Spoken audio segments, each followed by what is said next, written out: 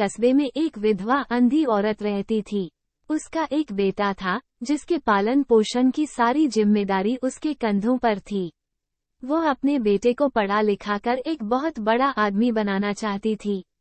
इसलिए उसने उसका दाखिला कस्बे के सबसे अच्छे स्कूल में किया।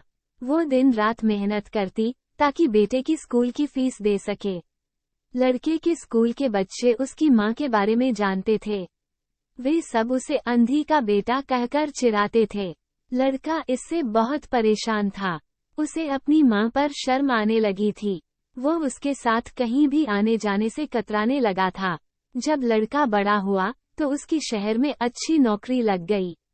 उसने अपनी माँ से वादा किया कि शहर में मकान लेकर वो उसे लेने आएगा। लेकिन वो शहर गया तो फिर लौटकर वापस नहीं आया।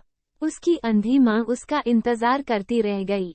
कई महीने बीत गए, लड़के की कोई खबर नहीं आई।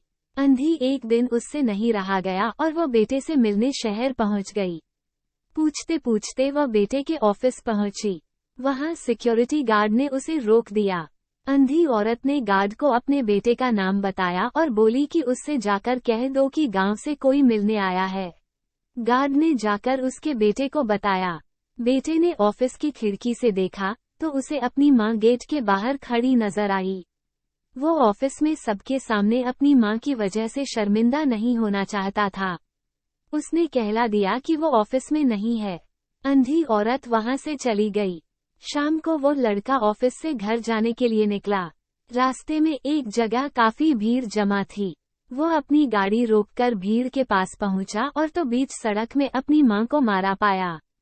उसके हाथ में एक चिट्ठी थी जिसमें लिखा था, बेटा, बड़े दिन हो गए थे, तेरी कोई खबर नहीं मिली। चिंता हो रही थी, इसलिए तुझसे मिलने चली आई। तू तो अब बड़ा आदमी बन गया है। तुझसे मिलना अब शायद मुझ गरीब की किस्मत में नहीं, लेकिन मैं बहुत खुश हूँ तेरे लिए। तूने अपना ही नहीं मेरा सपना भी पूरा किया। मलाल है कि तेरी तरक्की देख नहीं सकती। काश बचपन में तेरी आंखों में सरिया न घुसा होता और मुझे तुम्हें अपनी आंखें न देनी पड़ी होती, तो तेरी तरक्की अपनी आंखों से देखकर सुकून से मरती।